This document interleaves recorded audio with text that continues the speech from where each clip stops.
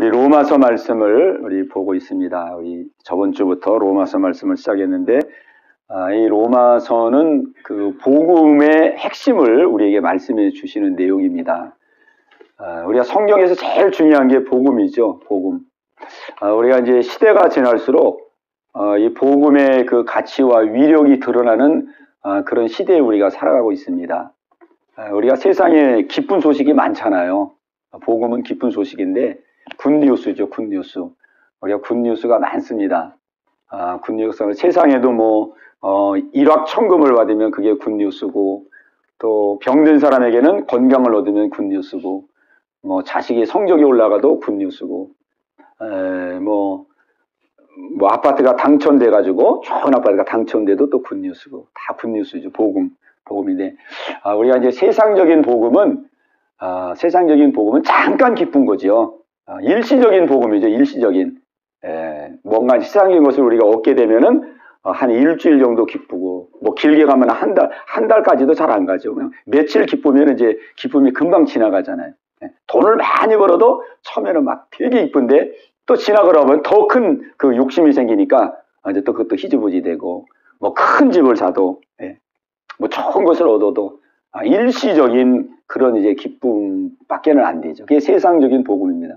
그러나 이 하나님의 복음은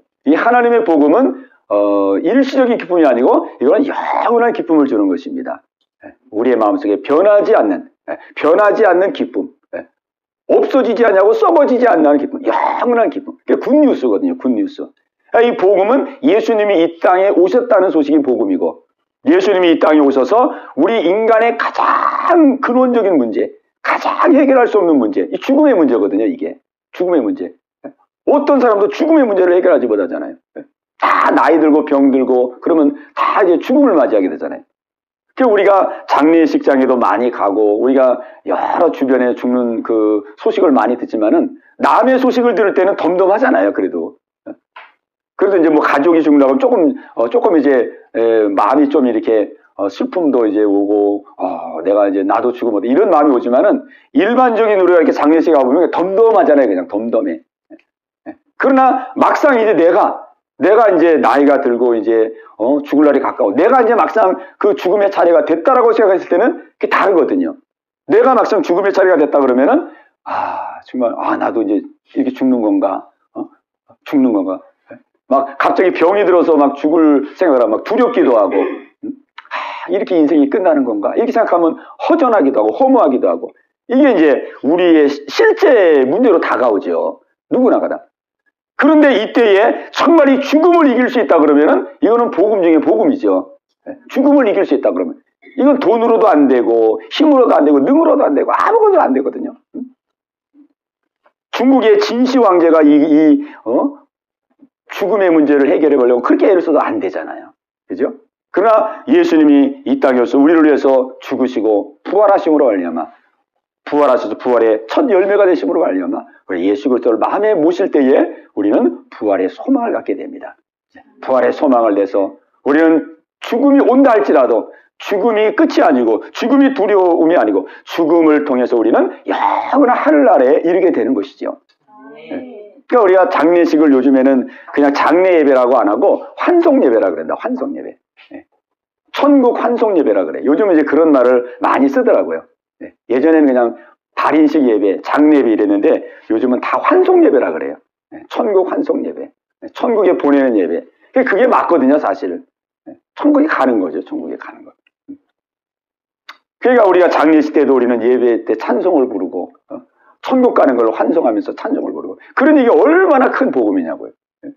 아무리 억만장자라 할지라도 이 죽음의 문제를 해결할 수 없는데 예수님이 십자가에 우리를 위해서 죽으시고 부활하심으로 말미암아 부활의 첫 열매가 되시고, 예수님을 마음에 모신 사람은 다 예수님을 따라서 부활하여 죽음을 이기고 영원의 삶을 누리게 되는 것이죠. 이 복음은 영원한 것입니다. 영원한 것. 우리 예수님이 죽으시고 부활하시는 그 구원 속에 모든 축복이 다 있는 것입니다. 아멘. 봐요. 예수님을 내 마음의 주인으로 모셨다 했을 때에 이 예수님은 만왕의 왕이시고 만주의 주기 때문에 이 예수님은 바로 창조자 하나님이거든요. 사람의 몸을 입고 오신 분이 예수님이에요. 하나님인데 사람의 몸을 입고 오신 분이 예수님이에요. 그 예수님을 우리의 마음속에 모셨다는 것은, 예수님을 모셨다는 것은 모든 것을 가진 자가 됐다는 뜻입니다. 아멘. 예, 모든 것을 가진 자죠. 예수님이 내 안에 계신다는 것은. 그죠? 예, 평생을 우리의 삶을 지켜주시고 인도해 주시고. 그러나 모든 것을 가진 자지만은 하나님께서, 예수님께서는 우리에게 무턱대고 막 부어주시는 분은 아닙니다. 예, 우리가 자식도 무턱대고 막 해주면은 자식이 병신되죠. 그죠? 예. 자식이 고생도 해보고, 인내도 배우고, 참을성도 배우고, 그렇게 해야지. 부모가 있다 그래가지고 그냥 자녀가 손 하나 갖다가 안 하도록 모든 것을 다 해주면은 그 자녀가 무능한 자가 되거든요. 무능한 자가. 그죠? 그러니까 하나님은 다 가진 자지만은 그렇다 그래가지고 우리를 그냥 모든 것을 다 주고 아주 아무런 어려움이 없게 하고, 그럼 우리가 완전히 무능한 자가 돼버려요. 그죠? 완전히 무능한 자가 되기 때문에 하나님은 때로는 연단도, 훈련도 자꾸 강하게 키우는 것입니다. 강하게 키워서 하나님의 것을 누릴 수 있는, 사용할 수 있는 자가 되도록 자꾸 강하게 하는 것이죠. 네. 이 로마서를 통해서 우리는 이제 복음을 알게 되고, 이 로마서는 이게 복음을 깨닫게 해주시는 말씀입니다. 네. 그래서 오늘 여기 1절에 보면은 우리가 1절을 지난 주간에 했었죠. 1절. 예수 그리스도의 종 바울은 사도로 부르심을 받아 하나님의 복음을 위하여 택정함을 입었으니, 그랬습니다. 이게 사도 바울의 그 정체성, 자기의 정체성을 한 절로 그냥 딱 말씀한 거예요. 한 절. 나는 누구냐? 나는 누구냐? 우리가 나는 누구냐가 분명해야 됩니다. 우리 예수 믿는 사람은 내가 누구냐가 분명해야 돼요. 네. 나는 누구냐? 나는 예수 그리스도의 종이다. 바울. 예수 그리스도의 종. 나는 예수 그리스도의 종이다. 이 말은 다른 말로 하면 예수 그리스도가 나의 주인이시다. 이 뜻입니다. 우리는 예수 그리스도를 믿으면서 이 고백이 저와 여러분의 고백이 되시길 바랍니다. 예수 그리스도가 나의 주인이 돼야 되는 거예요. 막 돈 하는 사람은 돈이 주인이에요. 자식 하면 자식이 주인이죠. 막 명예가 주인이죠. 우리는 다 그런 것들을 우리가 필요하고 우리가 다 있어야 되지만은 그런 것이 주인이 돼서는 안 되는 것이죠. 그죠? 우리의 주인은 예수님이 될 때에, 예수님 안에는 돈도 있고 자식도 있고 명예도 있고 예수님 안에는 만국의 근원이기 때문에 모든 것이 다 있는 것입니다. 그분이 우리를 적절하게 누리게 하시고 적절하게 취하게 해주시는 것입니다. 이 물질도 너무 많아도 안 되고 너무 적어도 또 안 되잖아요. 그죠? 그 아굴의 기도가 있잖아요. 아굴의 기도. 나를 가난하게도 마옵시고 부하게도 마옵시고. 너무 가난해도 사람이 힘들고 너무 부해도 힘든 거예요. 그러니까 예수님을 주인으로 모시면은 주인된 예수님께서 다 그런 걸 조절해 주는 거예요. 다 조절해. 막 무조건 기도했다고 들어주는 게 아니고, 그죠? 하나님의 뜻에 맞는지, 이것이 그 사람에게 유익이 되는지, 만약에 막 준숭이가 와가지고 엄마한테 엄마 나 장가갈래요. 장가가게 해야지. 그러면 어떡하겠어요? 자식이라고 무조건 들어줄 수가 없잖아요. 그죠? 다 때가 있는 거죠. 때가 있고. 그런 것처럼 우리 하나님은 다 하실 수 있지만은, 때와 기한을 정하시고, 우리에게 무엇이 유익한지를 보시고, 주인 되신 예수님께서 다 우리를 인도해 가십니다. 예수 그리스도의 종 바울은 자기의 신분이 분명하잖아요. 사도로 부르심을 받았다. 사도. 우리는 성도로 부르심을 받았습니다. 아멘. 네, 성도로 우리는 부르심을 받았어요. 사도로 부르심을 받았다. 하나님의 복음을 위하여 택정을 받았다. 사도 바울은 아주 그냥 자기의 신분이 분명하고 하는 일이 분명한 사람입니다. 하는 일. 나는 하나님의 복음을 위해서 택정함을 받은 사람이다. 아멘. 나는 지금 무엇을 위해서 이 땅에 지금 보냄을 받은 사람이냐? 하나님이 나를 무엇을 위해서 이 땅에 지금 나를 인도하고 계시느냐? 그래, 이것이 분명해야 되죠. 네. 그거는 뭐냐면은 우리도 똑같아요. 사도 바울하고 우리 똑같습니다. 똑같이 우리가 부름을 받았어요. 네. 어떤 사도 바울은 사도로 부름을 받고 우리는 성도로 부름을 받고 다 하나님의 백성으로 부름을 받은 거예요. 하나님의 백성으로 부름을 받았는데 그 부름받은 그 목적은 뭐냐면 하나님의 복음을 위하여. 아멘. 이 하나님의 복음을 위해서 부름을 받았다는 건 뭐냐면 복음은 곧 예수님이거든요. 예수님이 죽으시고 부활하심으로 인류의 모든 문제를 해결해 놓으신 거예요. 구원의 문제를. 그러니까 복음을 위해서 산다는 것은 가장 가치 있는 삶을 산다는 것과 뜻이 같은 겁니다. 아멘? 자식에게 뭘 우리가 주면 가장 유익되겠습니까? 우리가 유산을 남기는 게 가장 유익하겠습니까? 명예를 남기는 게 가장 유익하겠습니까? 지식을 넣어주는 게 가장, 자녀에게 복음을 심어주는 것이 가장 축복입니다. 복음을, 예수님 복음. 그러니까 우리는 다 이 복음을 위해서 부름을 받은 자의 복음.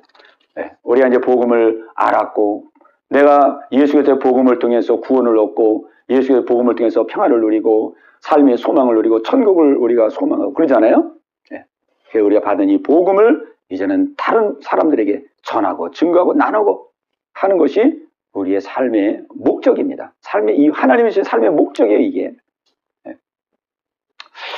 그러니까 이제 우리가 이제 살면서, 이제 이런 사람이 있어요. 이제 신앙생활 하다 보면, 나는 뭐 할 일이 너무 많아가지고, 이제 연말 같은 때 되면 교회에서 직분자를 이렇게 세우잖아요.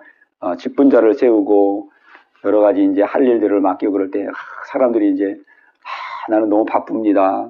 난 생업이 바쁘고, 나는 뭐 할 일도 많고, 난 집안일도 많고, 그래가지고 이제 직분을 이제 안 맡으려고 그러죠. 그죠? 부담되니까.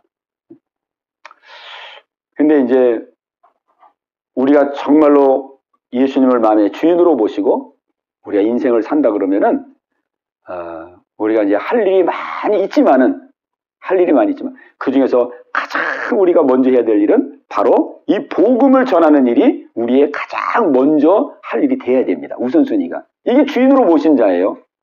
내가 예수님을 주인으로 모셨는데 여러 가지 일에 아직도 묶여 있다. 여러 가지 일에 매여 있다. 매여 있다. 그건 주인이 아직 내가 주인인 거죠. 내가 주인이니까 여러 가지 다 매여 있어요. 여러 가지 일에. 그러나 예수님이 주인이 되면은 주인에게 맡겼기 때문에, 그죠? 주인이 맡겼기 때문에 내가 할 일만 하면은 그 다음에 모든 일은 주인이 책임져 주시는 줄로 믿습니다. 그 말씀이 마태복음 6장 33절입니다. 너희는 먼저 그의 나라와 그의 의를 구하라. 그리하면 이 모든 것을 너에게 더하시리라. 그랬습니다. 그러니까 이 말씀이 가장 사실은요, 지혜로운 삶의 모습이에요. 얼마나 지혜로워요. 모든 건 다 그냥 하나님께 맡기고, 나는 그냥 하나님의 나라와 하나님의 뜻만 구하는 거예요. 그 일에 집중하는 거예요. 그러면 나머지는 다 해주신다나요? 나머지를 다 해주신다나요? 약속하잖아요. 다 해주신다고 약속하잖아요. 그죠? 근데 다 해주신다고 약속하는데 우리는 그 약속을 안 믿고 내가 그냥 생업을 다 책임져야 돼. 내가 자녀들도 생업도 우리 가정도 모든 것을 내가 다 책임지려고 그래. 그리고 하라는 건 안 해요. 먼저 그 나라와 그 일을 구하라 그랬는데 이건 안 해요. 이건 안 하고 내가 그냥 모든 생업, 생활, 모든 자녀 이거를 내가 그냥 다 책임지려고 그래. 그러니까 이게 순서가 바뀌는 거예요. 이게. 예수님은 너희는 먼저 그의 나라와 그의 의를 구하라. 그리하면 무엇을 먹을까, 무엇을 볼까, 무엇을 마실까 이 모든 것을 내가 다 도와여 주리라. 이렇게 했잖아요. 그죠? 그러니까 이렇게 예수님이 우리가 어떤 일에 집중해야 될지를 딱 가래를 타주는 거예요. 우리 삶이 복잡하니까 가래를 이렇게 딱 타주는 거예요. 너는 하나님의 나라와 하나님의 의를 구하라. 그리하면은 내가 이 모든 것을 더해 주시겠다. 이 가래를 이렇게 타주시잖아요. 근데 우리는 거꾸로 해요. 거꾸로. 우리는 그냥 무엇을 먹을까, 무엇을 입을까, 무엇을 마실까에 전념을 하게 되고 하나님의 나라와 의를 구하는 것은 시간이 나면 하고 안 나면 안 하는 거예요. 이게 엉켜 있잖아요. 그러니까 우리 삶이 힘들어지는 거예요. 우리 삶이 어려워지게 순서가 확 바뀌어져 있기 때문에 삶이 아무리 많이 가져도 평안이 없고 기쁘질 않는 거예요. 왜? 하나님의 뜻과 맞질 않기 때문에. 우리가 스스로 어려운 길을 자처하는 거예요. 예수님은 은혜 가운데 살아갈 수 있는 길을 다 이렇게 제시해 주는데 우리는 스스로 어려운 길을 자처하는 거예요. 스스로. 그래서 우리가 예수님을 주인으로 모셨다 그러면은 우리는 여러 일에 매여서 사는 것이 아니고 우리는 해야 될 일이 딱 분명해서 내가 할 일은 그의 나라와 그의 의를 구하는 것, 하나님 복음을 전하는 것. 내가 있는 직장, 사업장, 처소에서 내 마음의 중심을 딱 하나님 이 자리가 주님의 복음을 전하는 자리가 되게 없어서 이 자리 속에서 내가 하나님의 은혜를 전하고 하나님의 사랑을 전하고 내가 친절하게 대하고 상대 유익을 구하고 복음을 전하고 하나님의 생명의 이 진리를 전하고 그래서 오고 가는 사람들이 한 사람이라도 예수를 알고 구원밖에 없어요. 이렇게 우리가 중심을 딱 잡고 나갈 때에 하나님은 그 일을 기뻐하십니다. 아멘. 그러니까 하나님 제일 보시는 건 중심이거든요. 중심. 우리가 일을 뭐 많이 하고 적게 하고 그거는 둘째 문제입니다. 뭐 잘하고 못하고도 다 둘째 문제. 그냥 마음의 중심이 하나님이 말씀한 그대로 중심을 딱 세우고 나갈 때에 그 중심을 기뻐하는 거예요. 아멘. 우리가 뭐 전도를 하면 얼마나 많이 하겠습니까? 전도를 하면. 하나님이 그냥 전도하면은 얼마나 순식간에 할 수 있겠어요? 근데 우리 같이 부족한 사람들을 전도의 통로로 쓰잖아요. 그러니까 우리 전도는 우리는 그냥 내가 은혜 받은 것만큼, 내가 입은 것만큼, 내가 사랑을 입고 사랑을 받는 것만큼, 그만큼 그냥 기회 날 때 전하고 친 거고. 주님, 이 중심으로 내가 살게 없어서. 내 사업장을 주신 거, 내 직장을 주신 거, 내가 살아갈 수 있는 건강 주신 거, 이 모든 것은 하나님이 일하라고 주셨으니까 내가 이 일을 위해서 기도하고 이 일에 목적을 두고 이 일에 초점을 맞추고 주님 정성을 쏟고 방향을 이 방향에 맞추고 주님 사랑하게 하고 이렇게 딱 방향을 맞추고 나가면 그때부터 역사해 주시는 하나님이. 아멘. 아멘. 하나님은 전능자시니까 우리가 말씀대로 순종할 때에 하나님 역사할 줄로 믿습니다. 사도 바울은 이렇게 사니까 세상에서 제일 행복한 삶을 살았잖아요. 그죠?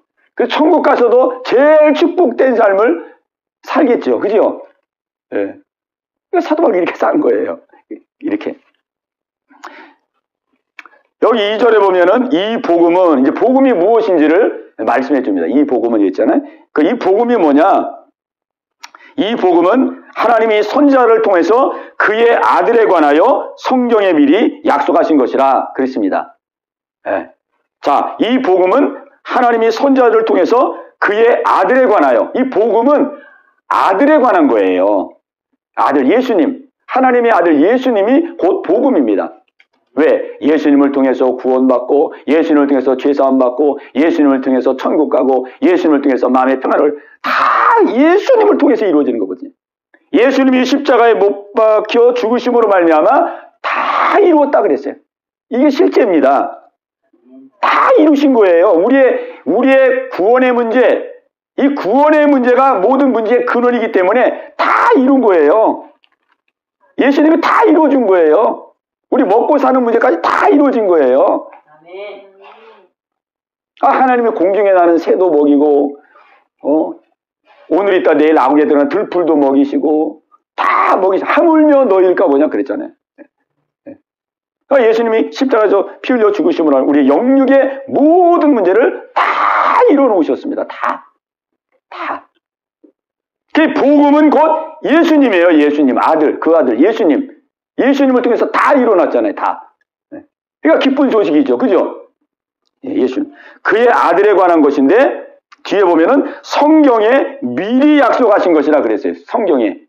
이 복음은 갑자기 생긴 게 아니고 하나님께서 성경에 선지자를 통해서 미리 약속한 거예요. 미리.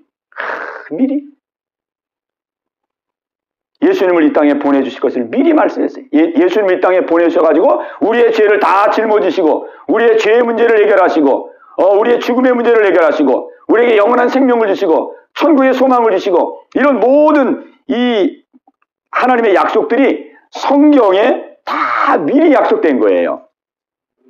근데 우리가 이제 성경을 찾아가 보면은 어디까지 찾아갈 수 있냐면은 어디까지 올라가냐면 이 복음이요. 올라가고 뭐 이사야 선자가 처녀가 아들을 낳으니 그림을 예수라라. 이게 이렇게 이사야서에도 돼 있지만 더 올라갑니다. 더 올라가면은 창세기까지 올라가요.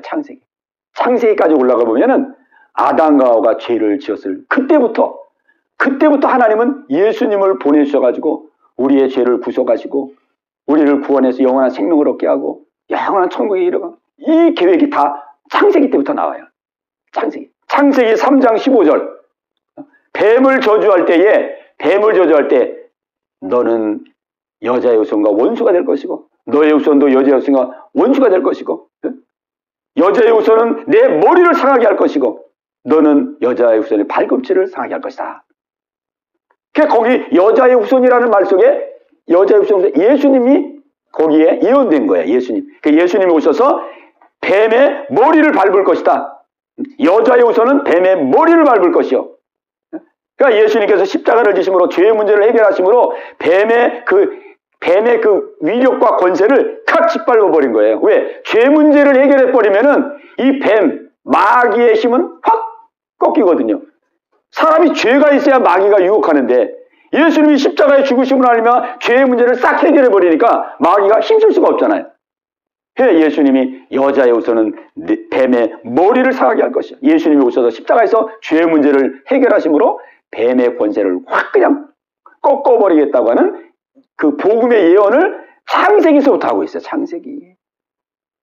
그러니까 하나님이 우리가 죄 지는 그 순간부터 우리를 얼마나 불쌍히 여기고 우리를 죄에 그대로 두면은 지옥 가니까 창세기 때부터 내가 예수님을 보내서 예수님 우리를 십자가에서 죽으시고 우리를 죄에서 건지실 그 복음을 그 창세기부터 이미 다 예언해 놓으신 거예요. 다 예언해 놓으신 거예요. 아멘. 그러니까 예수님의 사랑은 이 구원의 사랑은 그냥 갑자기 생긴 게 아니고 벌써 창세기 때부터. 근데 조금 더 올라가면은 어디까지 거슬러 올라가냐면요. 보세요. 모세가 성막을 만들 때, 이 땅에 성막을 만들 때, 성막은 이제 성전의 말하자면 이제 시초죠. 제사 드리는 곳 있잖아요. 성막. 근데 성막을 만들 때, 이 성막을 하늘에 있는 그 모형을 따서 성막을 만들겠어요. 그게 출애굽기 25장입니다. 성막을 만드는데 하늘에 있는 그 성막의 모형을 따라서 만들겠어요. 그러니까 하늘나라에 이미 성막이 있다는 거예요. 하늘나라에 성막이 있다는 건 뭐예요? 성막은 죄 지었을 때 죄를 사하기 위해서 제사 드리는 곳이잖아요. 짐승 잡아서. 근데 하늘나라에 왜 성막이 필요하겠어요? 그건 하나님의 계획 속에 창세전에 인간이 죄를 지으면은 그 죄를 속죄하기 위해서 희생제물을 드려서 인간을 속죄해서 다시 죄에서 구원할 그 구원의 계획을 창세전부터 하나님은 마음속에 가지고 있었다는 거예요.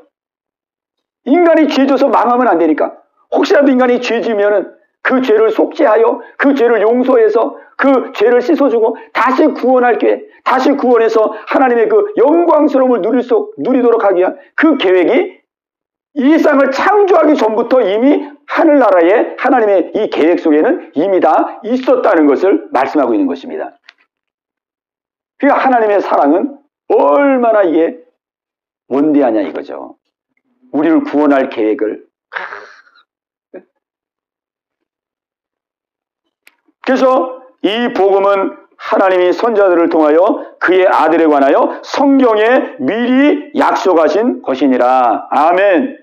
그러니까 하나님의 사랑은 정말 우리를 창조할 때부터 우리를 사랑의 형상으로 만드시고 아담과 범죄하니까 그 범죄한 그 아담과 하와를 불쌍히 여기서 바로 창세기 3장 15절에서 그 여자의 후손을 가지고 뱀의 머리를 상하게 할 것이라는 이 예언을 주셔서 그 예수님에 대한 복음을 증거해 주시고 더 거슬러 올라가 보니까 사람을 창조하기 전부터 하늘나라에서는 이미 그 성막을 통해서 하나님은 구원의 계획을 이미 가지고 있었다는 것을 우리에게 말씀해 주고 있는 것입니다.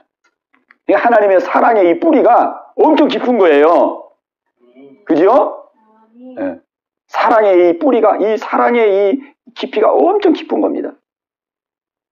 그러한 사랑의 계획을 가지신 분이 때가 되매 2000년 전에 예수님을 보내주시고 실제 그 구원의 계획을 이루어 주신 것이죠. 네. 하나님 모두를 이처럼 사랑하십니다. 아멘. 아멘. 네. 하나님 이처럼 우리를 사랑하는 거예요. 우리 요한복음 3장 16절.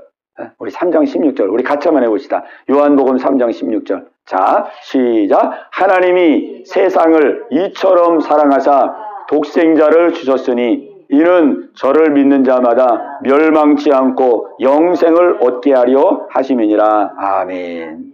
하나님이 세상을 이처럼 사랑하사. 그러니까 그렇게 벌써 이 창조 때부터, 창조 전부터 하나님이 우리 한 사람 한 사람이 죄 지으면은 우리를 죄에 그냥 멸망하도록 하지 아니하고 우리를 구원할 그 구원의 계획, 그 복음의 계획을 하나님의 만세전에부터 가지셨다는 거죠. 네. 그러니 하나님이 저와 여러분 한 사람 한 사람을 얼마나 사랑하는 겁니까? 아멘. 그러니까 하나님이 세상을 이처럼 사랑하사, 이처럼 사랑, 독생자를 주셨으니 이는 저를 믿는 자마다 멸망치 않고 영생을 얻게 하시며. 하나님이 이처럼 그러니까 우리가 이 하나님의 사랑을 꼭 기억해야 됩니다. 하나님 나를 이처럼 사랑하시는구나. 네, 염려하지 말고 근심하지 말고 하나님의 사랑이 이렇게 광대하다는 것. 네, 이거를 꼭 붙들어야 되겠습니다. 자, 여기 3절에 보면은 그게 성경에 미리 약속했는데 자, 어떻게 약속이 되어 있느냐? 자, 우리 3절을 보겠습니다. 3절. 자, 시작. 그의 아들에 관하여 말하면 육신으로는 다윗의 혈통에서 나셨고 4절까지 성결의 영으로는 죽은 자들 가운데서 부활하사 능력으로 하나님의 아들로 선포되셨으니 곧 우리 주 예수 그리스도시니라. 아멘. 예, 우리가 이제 이 복음을 우리가 깊이 이제 깨닫고 깨닫는 것만 이제 복음이 믿어지는 게 믿음이죠. 이 믿음은 우리가 성경 지식을 아무리 많이 가져도 그거 믿음 아닙니다. 우리 살아있는 믿음은 복음을 깨닫고 복음을 믿는 게 그 믿음이에요. 다른 모든 성경의 지식은 복음을 알도록 하나님께 기록해 놓은 거예요. 이게 다 복음을 알라고 이렇게 기록해 놓은 거지. 다른 거는 우리가 지식적으로 많이 하는데 복음을 모른다. 복음이 안 믿어진다. 그러게 믿음이 없는 거예요. 믿음이 없는 거예요. 그러니까 이 로마서가 그래서 굉장히 중요합니다. 그래서 우리는 복음이 나에게 가장 기뻐야 되고 복음이 나에게 가장 중요해야 되는 거예요. 내가 막 병 고침을 받고 막 문제가 해결되고 뭐 환상 보고 기적을 체험하고 이런 게 크면 안 돼요. 이거는 그냥 하나님 보조수단으로 주는 것이고 복음을 깨달으라고 이게 주는 거거든요. 다. 이런 게 크면 안 되고 예수님이 날 위해 십자가에 죽으셨구나. 날 위하여 이 땅에 오셔서 내가 죽어서 지옥과 영원한 형벌을 받아야 되고 이 땅에서도 마음의 지옥을 이렇게 헤매면서 한평생 고통스럽게 살다가 지옥 갈 수밖에 없는데 예수님이 날 위해 오셔가지고 십자가에 죽으셔서 나의 죄 문제를 해결하시고 마음의 천국을 주시고 영원한 천국을 누릴 수 있도록 하나님 나에게 복음으로 은혜를 주고 이게 제일 커야 되는 거예요. 실제가 이게 제일 큰 거죠. 이거보다 더 큰 게 어디 있겠어요. 그죠? 내가 마음이 지옥인데 뭐 돈 많고 건강하면 무슨 소용이 있겠어요? 아무 소용이 없죠. 그러니까 우리에게 제일 기쁜 소식은 복음이 돼야 됩니다. 내가 제일 감사할 것이 복음이 돼야 돼요. 내가 제일 크게 다른 사람에게 전해야 될 것이 복음이 돼야 돼요. 그리고 병 낫고 건강하게 되고 해결받고 이런 거는 그 복음을 증거하기 위한 보조수단들이에요. 하나님 나에게 이렇게도 역사했다. 이렇게도 역사했다. 이렇게. 그죠? 이 로마서에 있는 이 복음이 가장 중요한 것입니다. 이 복음 속에 하나님의 가장 큰 은혜와 축복이 다 담겨져 있는 거거든요. 예. 그래서 이제 3절 보면은 미리 성경이 약속했는데 성경이 어떻게 약속했느냐. 여기 3절 보니까 그의 아들에 관하여 말하면 그렇죠? 그의 아들에 관하여 말하면 육신으로는 다윗의 혈통에서 나셨고 그랬습니다. 자, 예수님은 이제 육신으로 오셨어요. 사람의 몸을 입고. 근데 올 때에 다윗의 혈통으로 오셨습니다. 이것도 이제 예언된 거예요. 그 이사야 11장에 보면은 다윗의 혈통으로 오신다고 예언을 해놨어요. 다윗의 혈통. 그래가지고 이제 실제 그 누구에게 이제 태어나냐면 요셉과 마리아 사이에서 태어나잖아요. 근데 이 요셉이 바로 다윗의 집의 족속입니다. 요셉이 다윗의 족속. 그래가지고 요셉이 이제 마리아하고 정혼해가지고 그렇게 이제 살았는데 그때 마리아와 요셉이 나사렛에서 살았어요. 나사렛에서 살았거든요. 근데 나사렛에서 살 때에 이제 마리아에게 천사가 와가지고 네가 아들을 낳을 것이다. 잉태하면 그 이름을 예수라 하라. 근데 나중에 이제 그 요셉이 그 소식을 듣고 처녀가 임신했다 그러니까 이게 같이 결혼할 수가 없잖아요. 그래가지고 이제 요셉이 끊으려고 그랬어요. 파혼하려고 그랬어요. 파혼. 근데 요셉에게도 천사가 와가지고 두려워하지 말아라. 그가 잉태된 것은 성령에서 잉태된 거죠. 이게 꿈에 하나님 또 계시를 줬어요. 그래가지고 이제 임신을 해서 이제 예수님을 낳았는데, 예수님을 날때쯤 돼가지고 이제 호적하라 그랬어요. 로마 황제가. 예수님이 태어날 때는 로마 제1대 황제 때 태어납니다. 로마 제1대 황제 아우구스투스. 그 아우구스투스가 호적을 하라 그랬어요. 그래가지고 이 요셉이 다윗의 족속이기 때문에 예루살렘, 다윗의 동네가 예루살렘이에요. 나사렛에 있다가 예루살렘에 가서 예루살렘에서 아기를 낳잖아요. 그래서 예언을 이루잖아요. 왜냐하면 구약의 예언의 미가서에 그 예루살렘에서 날 것이라고 예언을 해놨거든요. 그러니까 나사렛에서 살다가 임신해가지고 이제 아기를 낳아야 되는데, 하나님이 그 예언을 이루기 위해서 로마 일대 황제 아우구스투스를 통해서 호족의 명령이 딱 떨어진 거예요. 호족의 칙령. 그래가지고 이제 요셉이 다윗의 족속이니까 예루살렘으로 가야 돼요. 예루살렘. 거기가 그 다윗의 족속의 본거지예요. 예루살렘에 와가지고 아기를 낳음으로 예루살렘에서 예수가 태어나는 그 구약의 예언을 이루게 되잖아요. 그러니까 예수님이 태어나는 것은 예언 그대로, 성경에서 예언한 그대로 이루어지는 거예요. 아멘. 그리고 예수님이 죽을 때는 이제 언제 죽냐면 로마 황제 2대 황제 때 죽습니다. 2대 황제. 2대 티베리우스 황제 때. 티베리우스 황제. 그게 이제 누가복음 3장에 나와요.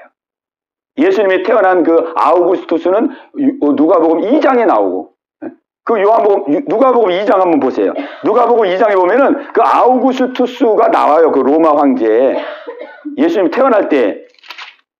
우리가 역사적으로 예수님이 태어났다는 것을 우리가 꼭 기억을 해야 됩니다. 예수님은 그냥 성경의 무슨 신화가 아니고 전설이 아니고, 예수님은 이 역사 속에 예수님이 태어나셨다는 것을 우리가 기억을 해야 돼요. 자, 누가복음 2장 1절에 보면은, 자, 한번 읽어보겠습니다. 시작. 그때에 가이사 아구수도가 영을 내려 천하로 다 호족하라 하였으니, 그렇게 되어 있습니다. 이때에 가이사 아구수도 이렇게 되어 있죠. 이게 공동번역에 보면 카이사르 아우구스투스 이렇게 정확하게 되어 있습니다. 근데 이제 이름은 이게 어떤 그 표기로 읽느냐에 따라서 많이 달라요. 근데 성경에는 가이사 아우구스 이렇게 나왔잖아요. 이게 카이사르 아우구스투스입니다. 아우구스투스. 로마 제1대 황제. 이때에 예수님이 태어난 거예요. 그 다음에 이제 예수님이 죽으시고 부활할 때는 어떤 황제였냐면은 누가복음 3장입니다. 그 한 장 넘기면은 이제 세례 요한이 이제 활동할 때인데, 그 예수님이 활동할 때하고 세례 요한이 활동할 때하고 6개월 차이 나거든요. 같은 연도에 그 활동을 하게 돼요. 근데 그 세례 요한이 활동할 때가 여기 이제 누가복음 3장 1절에 보면은 디베리오 황제가 통치한 지 15해 이렇게 돼 있잖아요. 이 디베리오 황제가 누구냐면은 티베리우스 황제입니다. 티베리우스. 이게 발음이 이렇게 돼 있어요. 이 성경은 좀 다른 그 발음으로 돼 있어서 그런데 이 디베리오가 바로 로마 제국의 2대 황제 티베리우스 황제입니다. 이때에 이제 세례 요한이 활동하면서 예수님도 이때 활동하고, 이 티베리우스 황제 때 예수님 죽으시고 부활하게 됩니다. 그 로마 역사에 이게 다 기록돼 있어요. 아멘. 예수님은 역사적인 실제 인물입니다.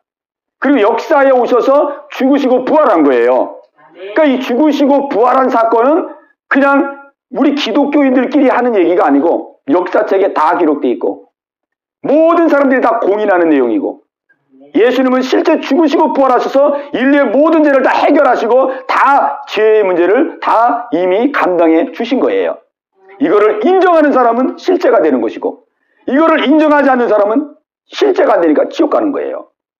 이렇게 믿음은 아주 분명한 겁니다. 네, 아주 분명한 거예요. 그러니까 믿는 사람은 지혜로운 사람이고, 왜? 역사 속에 실제 이루어졌으니까, 실제 이루어진 거를 믿으니까 지혜로운 거죠. 그러나 예수님이 죽으시고 부활함으로 우리의 죄의 문제를 다 해결했다는 것을 인정하지 않는 사람은 지옥 가는 거예요, 그냥. 다 실제로 역사 속에서 보여주셨는데, 역사 속에서 증거를 주셨는데도 안 믿기 때문에 그 사람은 지옥 가는 거예요. 그 예수님은 그 아들에 관하여 말하면 육신으로는 다윗의 혈통에서 나셨습니다. 실제 역사 속에 오신 거예요. 자, 근데 이제 문제가 있어요. 무슨 문제가 있냐면은, 보세요. 자, 하나님의 아들이 예수님이신데, 하나님의 아들이 이 땅에 오셨는데, 다윗의 혈통에서 사람으로 태어났잖아요. 갓난아기로 태어났어요. 그것도 말구에서 태어났어요. 말구에서 태어나고 그 다음에 30년 동안은 자기 가족끼리만 생활했어요. 가족. 그러다가 30세가 될 때부터 이제 공생의 사역을 시작했어요.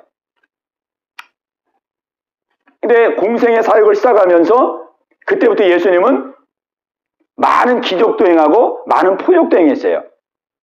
근데 사람들이 하나님의 아들이 사람의 몸을 입고 왔기 때문에 이 예수님이 하나님의 아들이라는 것을 믿지를 못하는 거예요. 그죠? 믿지를 못해요. 심지어는 예수님의 동생 형제들도 믿지를 않아요. 그리고 예수님이 이제 공생애를 시작하면서 많은 기적을 행했잖아요. 죽은 자도 살리고 바닷물도 건고 물이 포도주가 되고 많은 기적을 베풀지만은, 그러나 그럼에도 불구하고 하나님이라고 믿는 사람은 하나도 없었어요. 그러죠?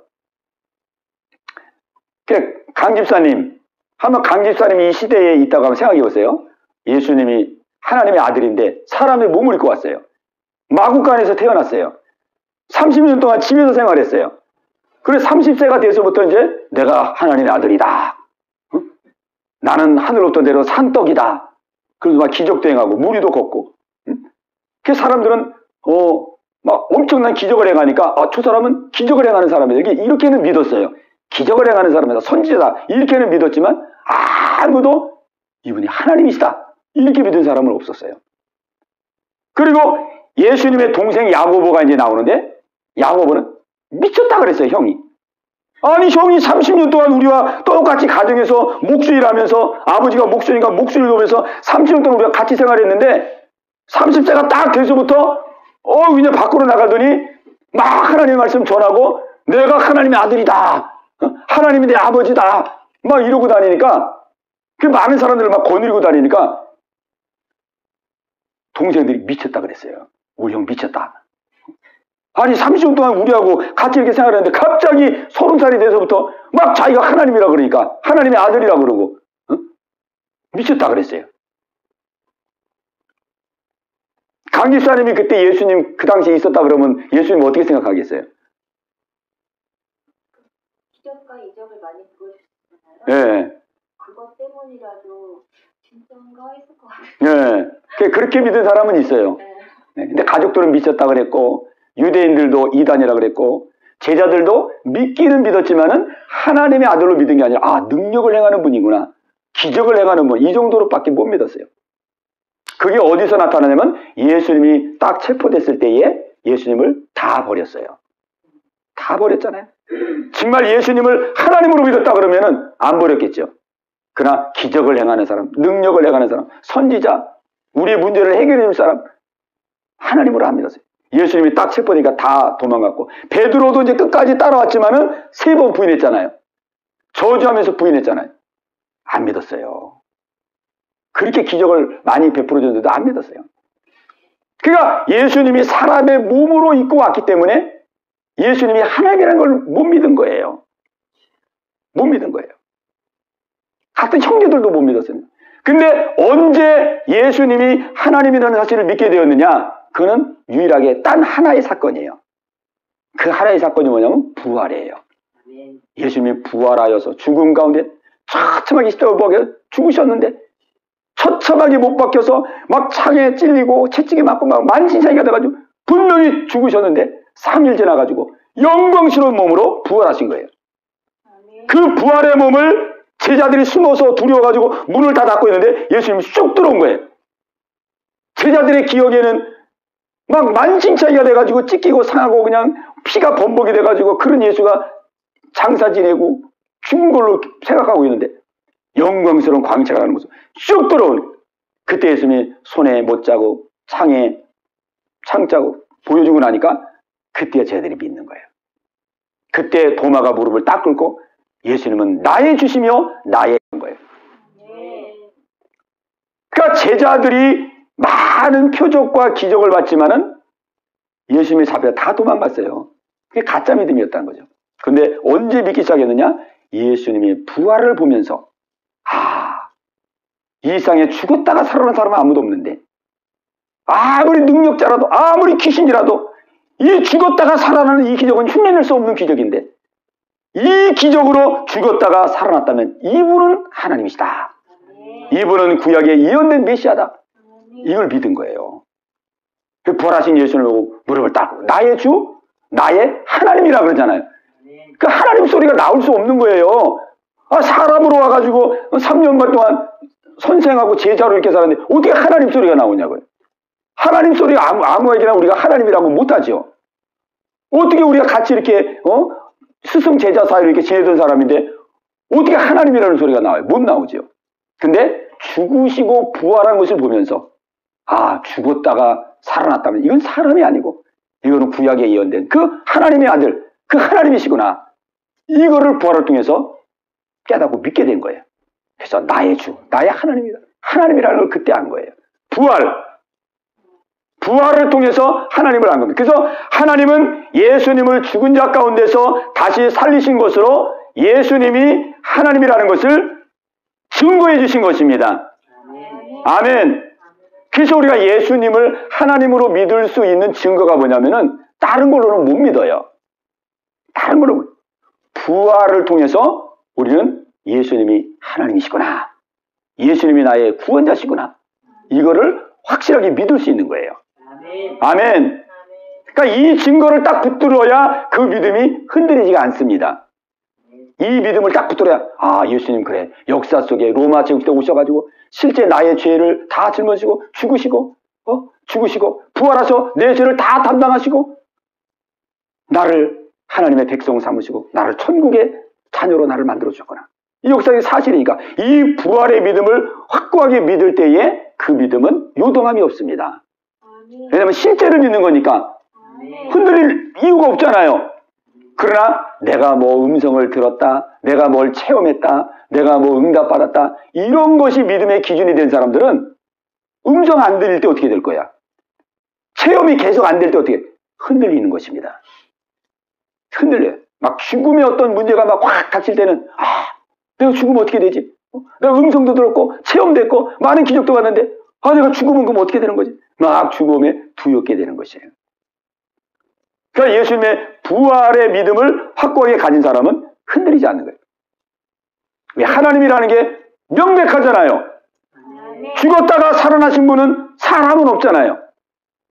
하나님만이 하실 수 있어요. 이건 귀신도 흉내낼 수 없어요. 귀신은 병든 자는 흉내냅니다. 하늘에서 불을 끌어내리는 것도 귀신이 흉내낼 수 있어요. 그 마지막 시대 때는 거짓 선지자가 와가지고 많은 기적과 많은 표적을 행한다 그랬어요. 그러니까 예수님이 행한 기적을 다 흉내낼 수 있습니다. 뭐 환상도 보고 예언도 다 해요. 하다못해 저 마호멧 이슬람 믿는 사람들도요 체험이 엄청 많아요. 그 사람들도 막 예언한다 그러고 환상 본다 그러고 그리고 병 고치고 엄청난 기적이 있어요. 마호멧 회교도들 그 체험이 많으니까 이 사람들도 막 그 열심히 그렇게 하는 거예요. 그러니까 이 체험은 귀신이 다 흉내낼 수 있어요. 마귀. 그러나 죽었다가 영원히 살아나는 이 생명의 역사는 오직 예수님만 할 수 있는 거예요. 그러니까 예수님이 그랬잖아요. 나는 부활이요 생명이다 그랬잖아요. 이건 누구도 흉내낼 수 없는 거예요. 이것이 바로 예수님이 하나님이라는 증거입니다. 그러니까 우리가 이 증거를 딱 붙들고 있으면 그 사람은 믿음이 흔들리지가 않는 거예요. 안 흔들려요.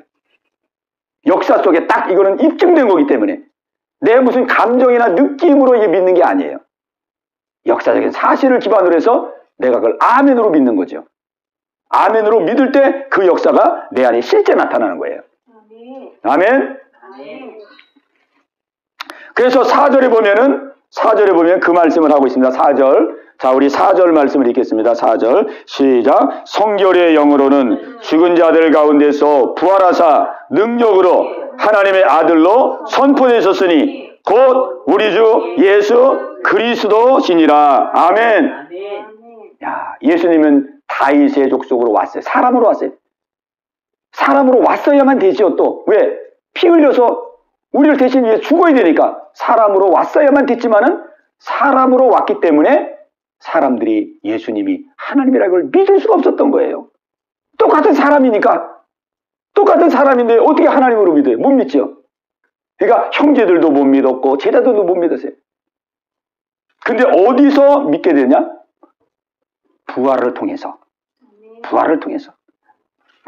성결의 영으로는 죽은 자들 가운데서 부활하사 능력으로 하나님의 아들로 선포되셨으니. 아멘. 부활은 하나님의 아들로 선포되는 것입니다.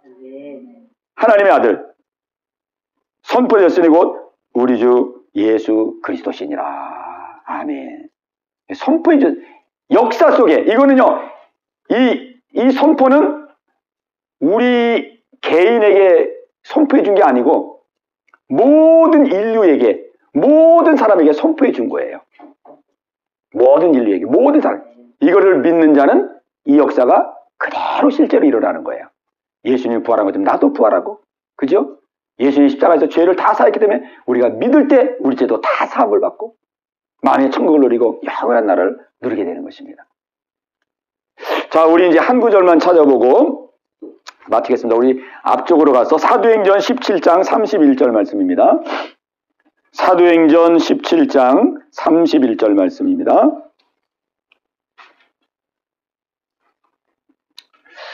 사도행전 17장 31절.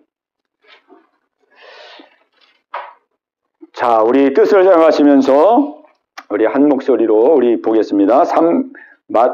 사도행전 17장 31절 말씀입니다. 시작. 이는 정하신 사람으로 하여금 천하를 공의로 심판한 날을 작정하시고 이에 그를 죽은 자 가운데서 다시 살리신 것으로 모든 사람에게 믿을 만한 증거를 주셨음이니라 하니라. 아멘.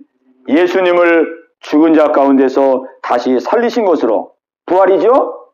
예수님을 죽은 자 가운데서 다시 살리신 것으로 모든 사람에게 믿을 만한 증거를 주셨음이니라. 아멘.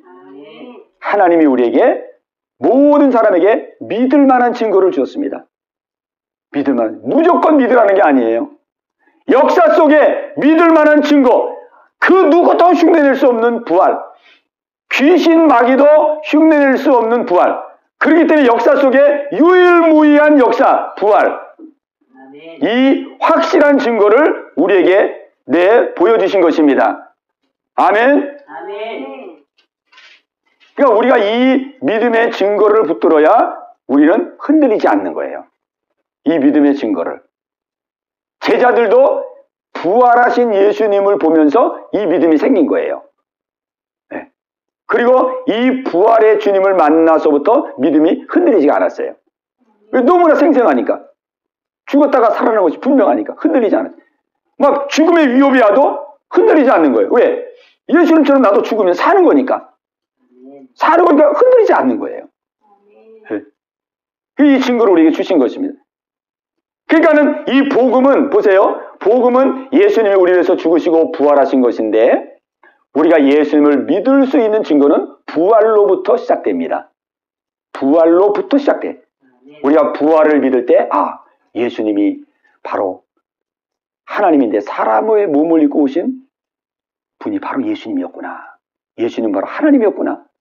우리가 부활로부터 믿음이 시작되는 거예요. 왜? 역사 속에 나타난 증거잖아요. 근데 그 증거를 보고 믿는 거예요. 예수님은 사람이 아니고 하나님이구나. 하나님이 나를 구원하기 위해서 사람의 몸을 입고 이 땅에 오셨구나. 오셔서 십자가를 지었잖아요. 십자가에 못 박히신 그분이 바로 어떤 분이냐면은 우리가 부활을 믿을 때 십자가에 못 박히신 예수님은 바로 하나님이십니다. 나를 창조하신 하나님이 십자가에 못 박히신 거예요. 그리고 우리가 부활을 믿을 때 예수님이 흘리신 피는 그냥 피가 아니고 하나님의 거룩한 능력의 피예요. 그렇기 때문에 십자가가 능력이 있는 거예요. 우리가 막 회개기도해서 왜 회개기도가 용서의 확신이 없느냐? 이 예수님의 피가 그냥 4대 성인 중에 예수님의 피라 그러면 확신이 없어요. 그죠? 그러나 우리가 부활을 통해서 예수님은 하나님이셨구나. 아, 하나님이 나를 위해서 능력의 피를 흘려주셨구나. 그 피가 능력이 있는 것입니다. 그 믿음으로 기도할 때에 우리는 어떠한 죄든지 회개할 때마다 그 하나님의 흘리신 피가 능력이 있기 때문에 우리는 용서의 확신을 갖게 되는 거예요.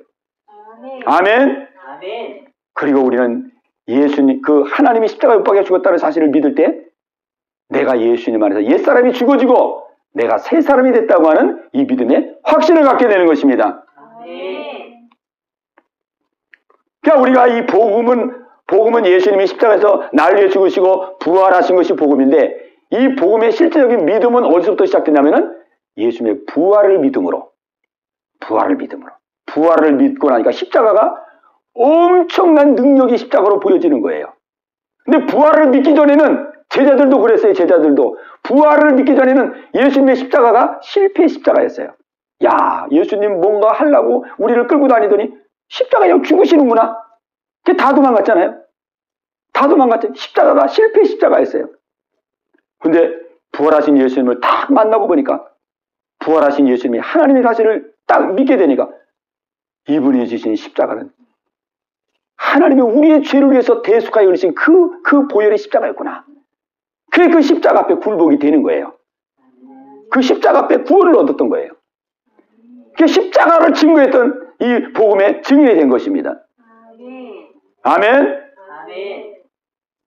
예, 우리 이 은혜가 여러분 모두에게 있게 되시기를 주의 이름으로 축원합니다. 우리 한번 들은 말씀 붙들고 우리 한번 기도할 때에 주님 복음의 소지 못한 것을 회개합니다. 용서해 주시고 정말 주님 이 말씀에 복음에 우뚝 서서 흔들리지 않는 귀한 믿음의 삶을 영위하게 해달라고 복음의 이 능력을 누리며 살아갈 신자가 되게 해달라고 우리 합심해서 같이 기도합니다. 주여 할렐루야. 살아계신 아버지 하나님, 오늘 이 밤도 주의 말씀으로 저희들을 새롭게 해주시고 아버지의 은혜를 도하심을 감사를 드립니다. 아버지 하나님이여, 오늘 주신 말씀이 우리의 마음속에 새겨지기를 기도합니다. 심겨지기를 원합니다. 아버지 하나님, 우리가 믿는다고 하지만은 이 복음에 우뚝 서지 못한 것을 얘기합니다. 우리의 믿음이 흔들릴 때가 많았습니다. 연약하여서 넘어질 때가 많았습니다. 아버지 하나님이여, 때로는 하나님 우리를 사랑한 것 같고 때로는 아버지께서 우리를 멀리하는 것 같고 우리의 감정 따라 아버지 느낌 따라 우리의 신앙들이 아버지 하나님이여 요동했던 때를 아버지 앞에 얘기하며 기도합니다. 또 때로는 사건에 의해서 또 환경에 의해서 우리의 믿음이 흔들릴 때도 많이 있었음을 아버지 앞에 얘기하며 기도합니다. 주여, 저희들의 믿음 없음을 용서하여 주시옵소서.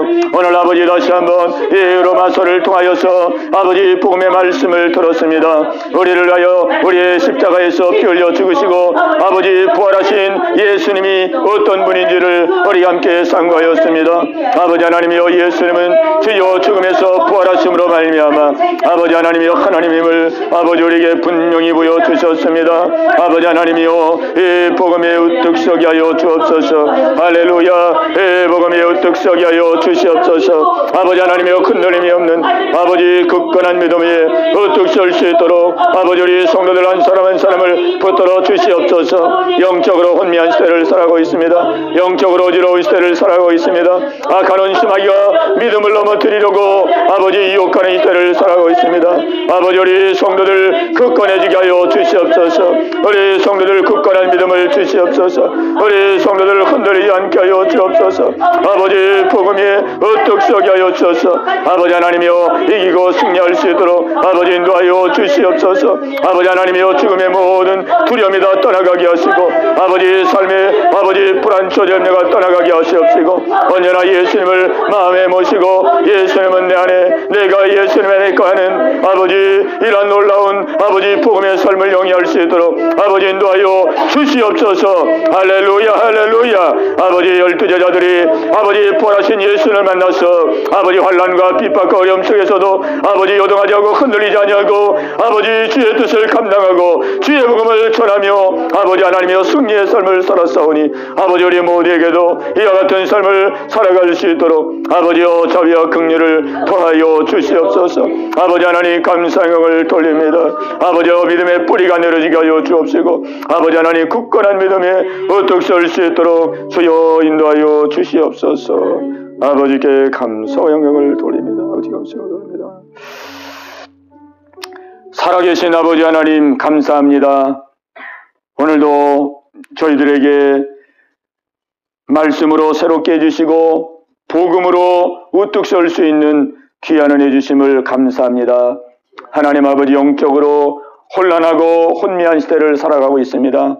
악한 원수마귀가 우리의 감정과 느낌과 기분과 사건과 환경과 여러 가지를 통하여 우리의 믿음을 아버지 흔드는 이러한 시대에 살아가고 있습니다. 아버지 하나님이요, 오늘 우리는 이 복음에 우뚝 서서 아버지 상황 따라 환경 따라 요동하는 믿음이 아니고 아버지 역사 속에 분명한 증거를 통하여 우리에게 허락해 주신 이 믿음에 우뚝 서서 이기고 승리할 수 있는 우리 모든 성도들 다 되게 하여 주시옵소서.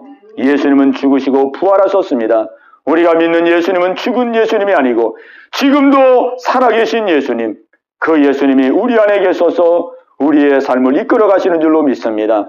십자가에 돌리신 그 피는 아버지 하나님 짐승의 피가 아니고 어떠한 사람의 피가 아니고 걸어가신 하나님의 피를 주님이 우리를 위해서 흘렸사오니 그 피의 공로를 힘입어 우리가 회개하며 기도할 때마다 아버지 용서의 그 사유의 그 기쁨을 누리게 하시고 죄에서 자유함을 누리게 하시고 언제나 밝은 빛 속에서 생활할 수 있는 우리 모든 성도들 다 되게 하여 주시옵소서. 아버지 하나님, 오늘 참여하지 마다 우리 모든 성도들 어느 곳에 있든지 기억하시고 또 영상으로 예배드리는 우리 성도들에게도 동일한 은혜를 허락하여 주시옵소서. 모든 것 주께 감사하고 예수님의 이름으로 간절히 기도하옵나이다. 아멘.